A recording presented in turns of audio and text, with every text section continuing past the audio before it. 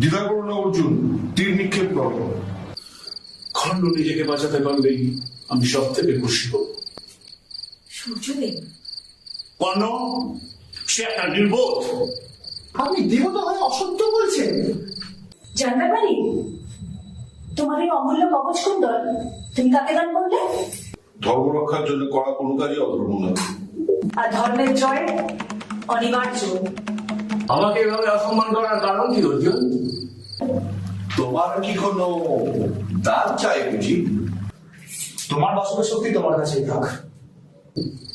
প্রতিজ্ঞা ভঙ্গ করতে আমি পারবো না। আমরা দুজনে যে একই ভাঙালোকা যাত্রী। তোমার জয় মানে ধর্মের জয়। রণক্ষেত্রে দেখা হবে। সম্পূর্ণ বিনাশের পরে তো নবনির্মাণ হওয়া সম্ভব।